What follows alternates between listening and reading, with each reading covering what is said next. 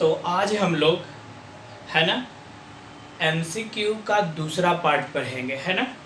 जैसे पिछली बार 1 से 25 तक के प्रश्न जो आपको बताए गए थे, है ना, आप लोग बनाए भी, कुछ नहीं बना पूछे और उसका जवाब भी हम बताए। उसी तरह से आज है ना दूसरा पार्ट पढ़ेंगे, इसमें भी आपको 25 क्वेश्चन मिलेंगे और उस 25 क्वेश्चन को ठीक उसी तरह से एक क्वेश्चन जो हम पढ़ेंगे ऑप्शन भी देंगे और 10 सेकंड के लिए हम रुकेंगे। उतने समय के अंदर आपको क्या करना है, उसका जवाब अपने कॉपी में लिख लेना है कि नहीं। और जब फिर हम आंसर बोले तो आप मैच कर लेंगे और टोटल आप देखेंगे 25 में कितना आपका सही हुआ है कि नहीं, और जो गलत है उसको आप याद कर लेंगे। तो ठीक है, स्टार्ट करते हैं। चलिए, आपके सामने पहला प्रश्न है जैम्यूल्स, है ना। जैम्यूल विधि के द्वारा अलैंगिक जनन किस जंतु में होता है? ऑप्शन है हाइड्रा, स्पंज, ईस्ट, इनमें सभी।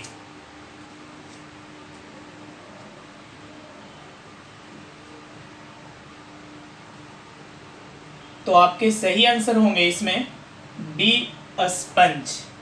उसी तरह से नेक्स्ट नंबर 2, यदि किसी बीज के भ्रूणपोष इंडोस्पर्म में 48 क्रोमोसोम है तो उसके युग्मक में क्रोमोसोम होंगे, है ना। आपके ऑप्शन हैं ए 16 16, बी 24 24, सी 96 96 और डी 48 48।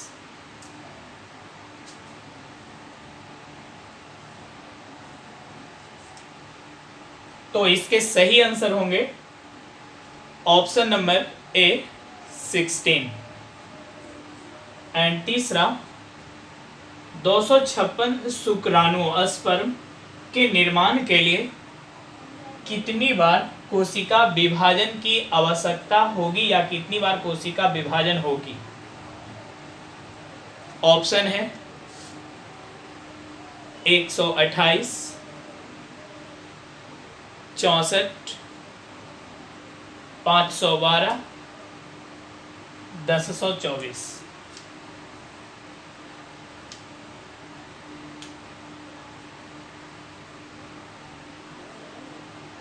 तो इसके सही आंसर होंगे ऑप्शन नंबर बी 64 एंड 4। निम्नलिखित में ये हर साल आपके क्वेश्चन में जो 4 नंबर दिख रहा है ना, किसी न किसी तरह से आपसे हर साल पूछ लिए जाते हैं। हर साल मतलब इस साल भी आपके एग्जाम में आएंगे। निम्नलिखित में कौन सा द्विगुणित डिप्लॉयड समूह का जोड़ा, यानी 4 ऑप्शन है ABCD, उसमें 2-2 ऑप्शन है, लेकिन उसमें एक ऐसा भी ऑप्शन है जिसमें कि दोनों के दोनों डिप्लॉइड्स हैं, ट्रूएन है। ऑप्शन है आपके परागकण परागकोश, यानी पॉलन ग्रेन और एंथर। बी अंडाशय परागकोश ओवरी एंथर। सी बीजांड अंडाशय ओव्यूल ओवरी। और डी परागकण बीजांड पॉलन ग्रेन ओव्यूल।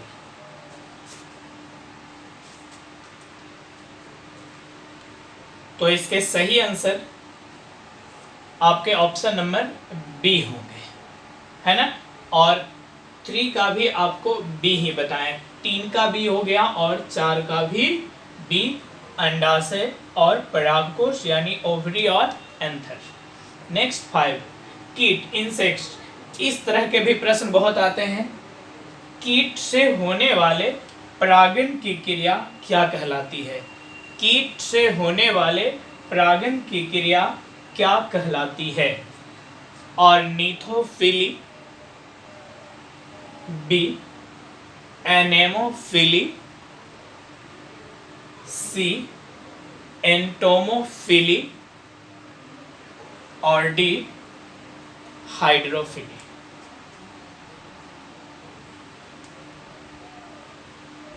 तो इसके सही आंसर होंगे ऑप्शन नंबर सी एंटेमोफिली। ये आपको हमेशा याद रखना है। ऑर्निथोफिली पक्षी से परागण, एनेमोफिली वायु या हवा से, एंटेमोफिली कीट से और हाइड्रोफिली जल से, है ना। नेक्स्ट, निम्न में से किस फल में बीजचोल यानी एरिल नहीं पाया जाता है? एरिल नहीं पाया जाता है। ऑप्शन ए मिरिस्टिका, उसी को जायफल भी कहते हैं, बी शरीफा, सी लीची और डी आम। तो आपको बताना है कि इसमें एरिल नहीं पाया जाता है।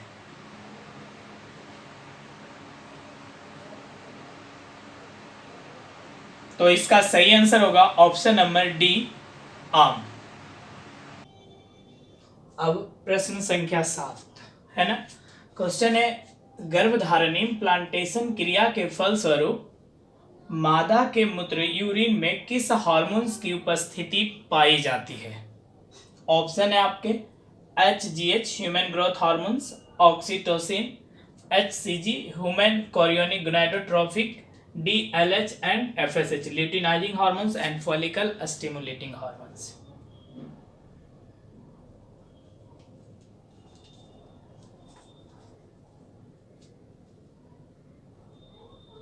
तो इसका सही आंसर होगा option number C HCG human chorionic gonadotropic.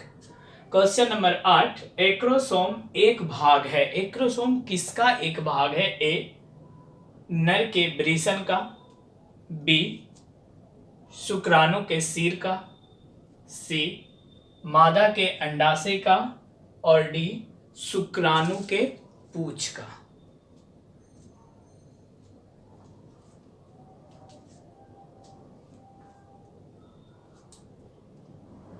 तो आपका सही जवाब होगा शुक्राणु के सिर का। नेक्स्ट 9, भ्रूण में परिसंचरण तंत्र सर्कुलेटरी सिस्टम का विकास किस जनन स्तर द्वारा होता है? ऑप्शन है आपके ए मेसोडर्म, बी इंडोडर्म, सी इक्टोडर्म और डी इनमें सभी।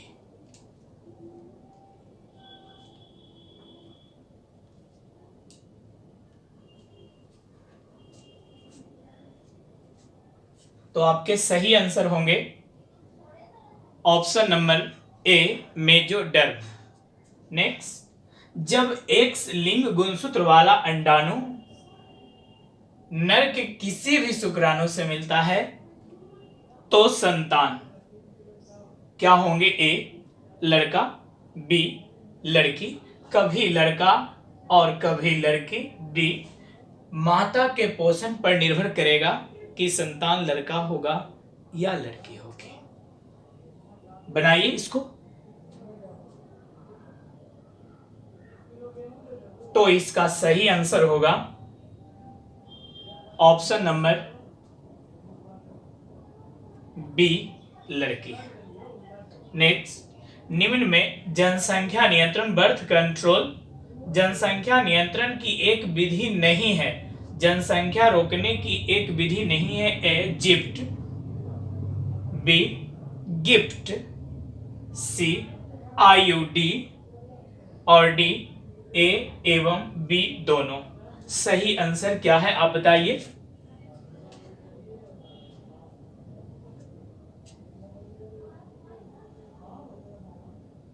तो इसके सही आंसर होंगे ऑप्शन नंबर डी ए एवं बी दोनों, मतलब जिफ्ट और गिफ्ट दोनों। नेक्स्ट, निम्न में एक जीवाणु, इस तरह का क्वेश्चन पीछे भी दिए हैं, ठीक उसके नीचे वाला भी ध्यान रहे। पिछले बार जब दिए थे तो वहां ए भी था और इस बार ओ है। तो चलिए अभी इसको देखते हैं। निम्न में एक जीवाणु बैक्टीरिया जीवाणु से उत्पन्न होने वाला एसटीडी रोग है, एक एसटीडी रोग जो कि बैक्टीरिया से उत्पन्न होते हैं। ऑप्शन है आपके हेपेटाइटिस बी, हर्पीस, एड्स और इनमें कोई नहीं।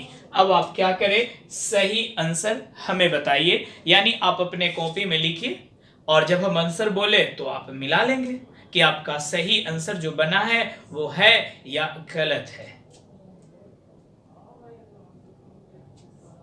तो इसके सही आंसर इसमें कोई नहीं होंगे। ऑप्शन नंबर डी, क्योंकि यह वायरस और यह भी वायरस से होते हैं। पूछा किससे गया था? बैक्टीरिया से, इसलिए इसमें कोई नहीं। जबकि बैक्टीरिया से उत्पन्न होने वाले एसटीडी रोग गोनोरिया और सिफिलिस हैं, जो कि ऑप्शन में नहीं है, इसलिए डी, इनमें कोई नहीं। नेक्स्ट, मानव रुधिर वर्ग ब्लड ग्रुप ओ में, ध्यान दीजिएगा, इस तरह के क्वेश्चन बहुत आते हैं। मानव रुधिर वर्ग ब्लड ग्रुप ओ में डैश एंटीबॉडी उपस्थित होते हैं, बी एंटीबॉडी अणु उपस्थित होते हैं, सी एंटीजन ए भी उपस्थित होते हैं, और डी एंटीबॉडी ए उपस्थित होते हैं। ठीक है, आप इसे बनाइए।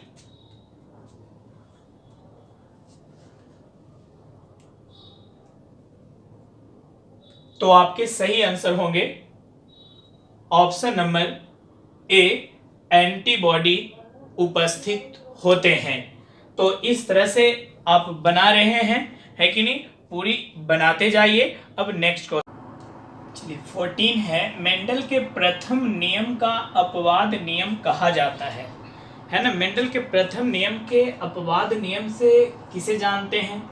सहलगनता को, यानी लिंकेज, बी सह प्रभाविता को डोमिनेंस, सी प्रभाविता को डोमिनेंस, और डी अपूर्ण प्रभाविता को इनकम्प्लीट डोमिनेंस। नहीं तो आप लोग अभी इसका आंसर बताइए।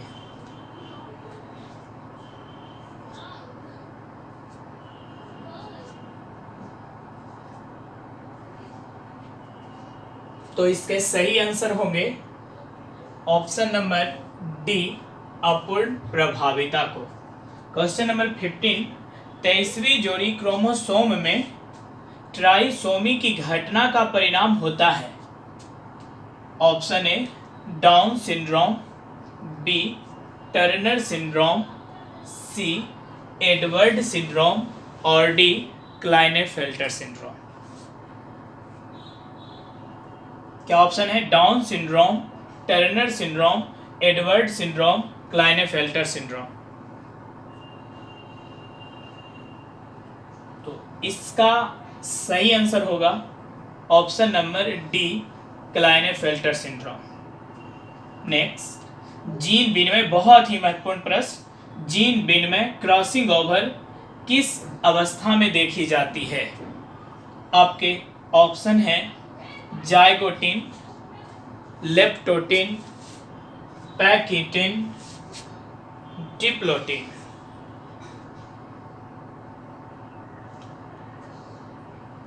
और इनका सही जवाब होगा option number C, पैकिटिन।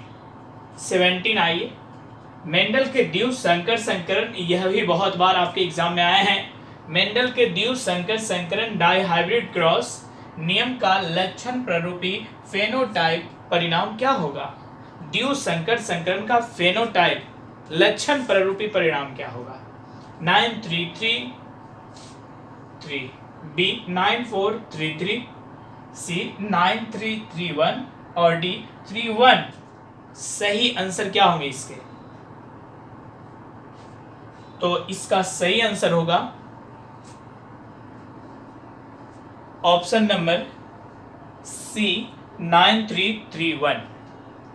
And next, इस तरह का क्वेश्चन आपके एग्जाम में हर बार मिलते रहते हैं। निम्नलिखित जोड़ी में कौन आरएनए में पाया जाता है? ये 4 जोड़ी हैं। ऑप्शन ए एडेनिन और यूरेसिल, यहाँ पर बी है, बी में यूरेसिल और थायमिन, सी ग्वानिन और थायमिन, डी थायमिन और साइटोसिन। तो कौन सा जोड़ा आरएनए में पाया जाता है, आरएनए में मिलता है? बनाइए इसका आंसर आप। तो इसका सही आंसर होगा ऑप्शन नंबर ए, एडेनिन और यूरेसिल। नेक्स्ट, किसी डीएनए अणु में 10 विलय हैं, 10 कॉइल है, 10 कॉइल्स। किसी डीएनए अणु में 10 विलय हैं, 10 कॉइल्स हैं, तो उस डीएनए अणु की लंबाई क्या होगी। मतलब इस तरह का क्वेश्चन है कि इस तरह का कोई डीएनए, तो यहाँ 1 2 3 4 5 है, तो ऐसा कितना बनाया गया, 10 कॉइल है।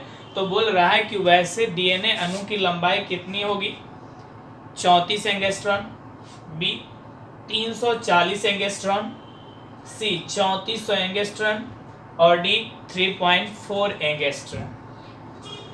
तो इसका सही जवाब आप बनाएंगे और सही जवाब होगा, बनाइए आप, इसके सही जवाब क्या होंगे।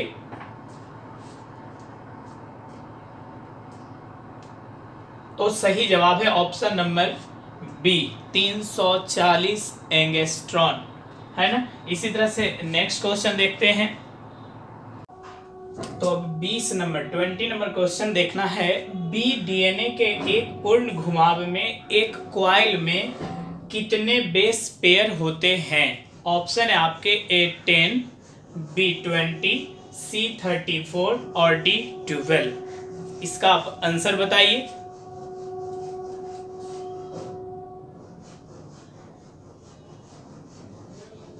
तो इसके सही आंसर होंगे ऑप्शन नंबर ए 10। नेक्स्ट, निम्न में किस जोड़े का मिलान गलत किया गया है। किस जोड़े का जो मिलान है वह गलत है। ए एक जीन एक एंजाइम ब्रीडल और टैटोन, बी आनुवांशिकता का नियम ग्रेगर मेंडल, सी डीएनए का double helix model Francis Crick और डी ऑपरेंट मॉडल जैकब और मोनोद। आप पता करिए कि कौन सा ऐसा मिलान है जो गलत किया गया है। उस गलत किए गए मिलान को आप आंसर बनाएंगे और फिर जब हम बोलेंगे तो आप मिलाएंगे कि आपका सही है या गलत है। तो इसका सही आंसर होगा ऑप्शन नंबर सी डीएनए का double helix model Francis Crick नहीं, जेम्स वाटसन और फ्रांसिस क्रिक होंगे। नेक्स्ट, प्रोटीन संश्लेषण में दो अमीनो एसिड दो अमीनो अम्ल के बीच किस प्रकार का बंधन पाया जाता है। यानी जब प्रोटीन का सिंथेसिस होता है तो बहुत से अमीनो एसिड जुड़ते हैं, तो उनमें दो अमीनो एसिड के जो बीच के पेयर होते हैं, बंधन होते हैं, उन्हें क्या कहते हैं। ए पेप्टाइड बंधन, बी हाइड्रोजन बंधन, सी सल्फाइड बंधन और डी न्यूक्लियोटाइड बंधन। तो आप इसका आंसर बताएं।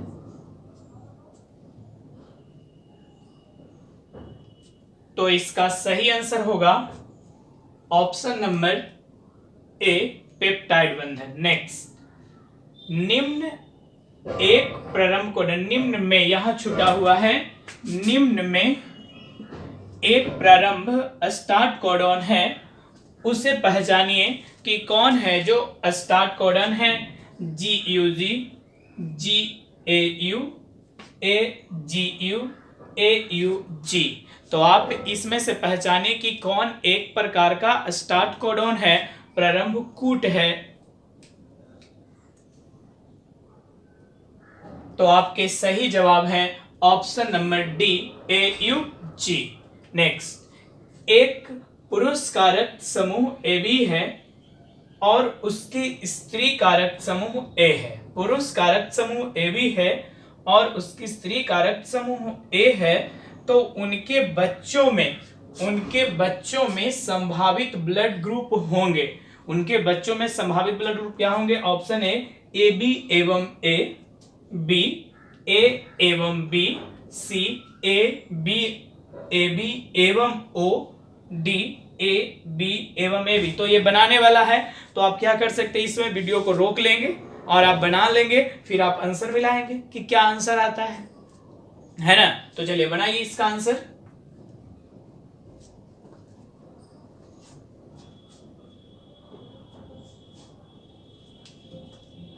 तो इसके सही आंसर होंगे ऑप्शन नंबर डी AB एवं AB। एंड लास्ट, डीएनए अणु से नए डीएनए अणु, मतलब पुराने डीएनए अणु से नए डीएनए अणु निर्माण की संपूर्ण प्रक्रिया क्या कहलाती है। ऑप्शन ए रिप्लिकेशन, है ना, प्रकृतिकरण बोलते हैं। बी रिकॉम्बिनेशन, पूर्ण संयोजन, सी ट्रांसक्रिप्शन अनुलेखन और डी ट्रांसलेशन अनुवाद। तो इनमें कौन सा सही आंसर होगा? डीएनए अणु से नए डीएनए अणु निर्माण की क्रिया क्या कहलाती है?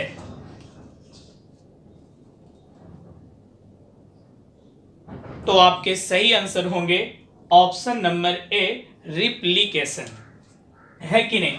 तो आप क्या करेंगे, फिर से उसी तरह आप पूरी मिला लिए, आपके कितने सही हुए या गलत, जो जितने भी आपका सही हुआ है, जितने प्रश्न सही हुए हैं आप उसको हमें बताइए कितने सही हुए। नेक्स्ट, अगर आपको इनमें से कोई प्रश्न, फिर से बोल रहे उसी दिन की तरह कि आंसर तो सबका हम बता दिए, लेकिन कैसे यह आंसर हुआ, है कि नहीं, आप एकदम निश्चिंत हो करके उससे भी आप बताएं कि सर क्वेश्चन नंबर 5, 4 जो भी हमसे नहीं बना या फिर बना लेकिन समझ में नहीं आया, तो हम उसे इसके नेक्स्ट डॉट क्लास कल, है ना, कल इसका डॉट क्लियर करेंगे और नया और भी जो कुछ होगा उसे बताएंगे।